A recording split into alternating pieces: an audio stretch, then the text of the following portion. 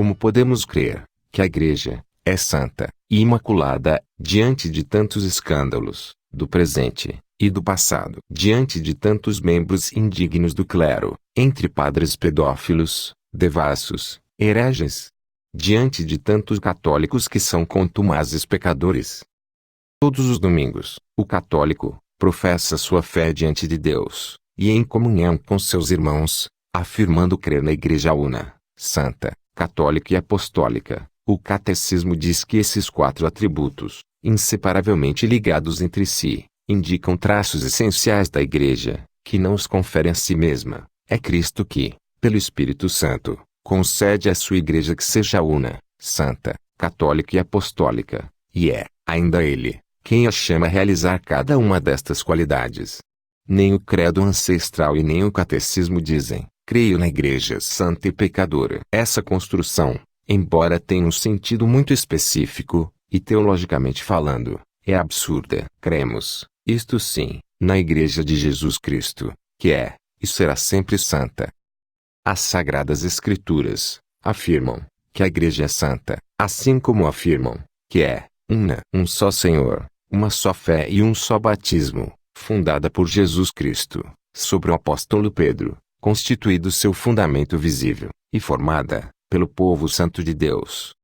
Embora seja composta também por membros fiéis, cristãos católicos, verdadeiramente merecedores deste nome, e conte com muitos sacerdotes, dignos e santos, que vivem o seu sacerdócio com empenho, e servem ao povo de Deus, com zelo e santidade, realizando um magnífico trabalho pastoral. A Igreja também congrega pecadores, o que por sua vez, não faz com que deixe de ser santa e imaculada em seu núcleo, em seu âmago, em seu ser mais profundo. A santidade da Igreja é uma realidade que pode ser observada também em outros aspectos, como na sua infalibilidade em matéria de fé, pois o próprio Cristo cuidou que assim fosse.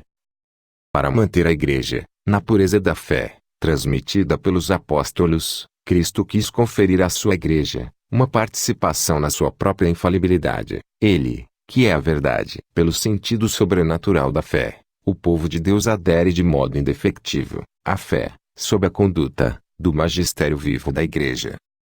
Trata-se, portanto, de um rebanho, um grupo, que há de permanecer fiel à Igreja, mesmo sob as piores tribulações. Não se trata de quantidade, mas de qualidade, de pessoas comprometidas com a fé, unidas à vida da graça, aquela santidade e santificação, promovida pela união com o corpo de Cristo. Estes são indefectíveis na fé. O papel do magistério da Igreja. O magistério da Igreja, com o Papa e os bispos, garante que o povo de Deus continue em aliança com Deus em Cristo. Embora membros possam livremente sair dessa aliança, o magistério garante que o povo não se perca, não confunda os caminhos.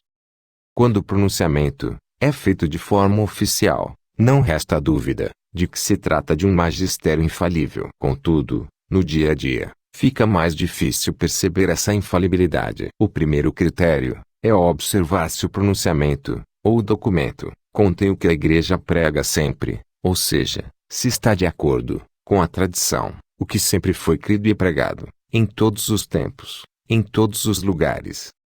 Qualquer documento da Igreja só tem valor se estiver em sintonia com a Igreja de sempre, com a fé de 2000 anos. Assim, o magistério infalível nunca erra. Aquele que está unido continuamente à fé dos apóstolos não erra. Contudo, podem ocorrer escorregões, ou palavras mal empregadas, que precisam de adequação, revisão ou esclarecimento. Pior, existem membros do magistério que podem pecar, caindo na heresia, na apostasia, ou no cisma. A história da Igreja está recheada desses exemplos, e essa é a grande dificuldade na aceitação da infalibilidade do magistério. Hoje, ainda há relações de poder e autoridade, mas num tal nível de confusão e aproveitamento, que muitos dos que ocupam altos cargos usam o poder que o respectivo posto confere para agir contra a própria estrutura que integram.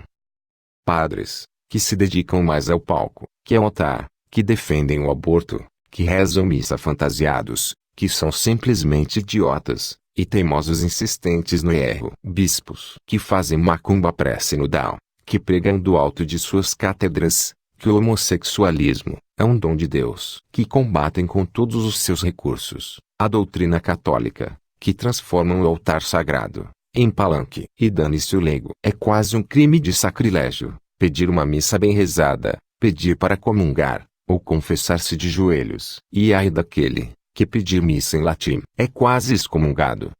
A nós, cristãos, cabe sermos fiéis à Igreja de Cristo, respeitando e colaborando com nossos sacerdotes, humanos como nós, que dedicam as suas vidas ao trabalho religioso, em total renúncia do mundo material, salvo os casos de quedas em tentações, às quais todos os humanos estão sujeitos. A nós, cristãos, cabe o compromisso de tudo fazermos pelo nosso próximo, de transformarmos nosso lar em igreja viva, cumprindo nossos votos de amor e fidelidade, e assim levarmos nossos exemplos a todos de nossa comunidade, bem como as boas novas do reino de Deus, através das nossas atitudes de solidariedade e harmonia com Deus, em nossa vida cotidiana. Rezemos muito, para que os sacerdotes tenham convicção de sua vocação, sejam fiéis aos seus votos, e não caiam em tentações.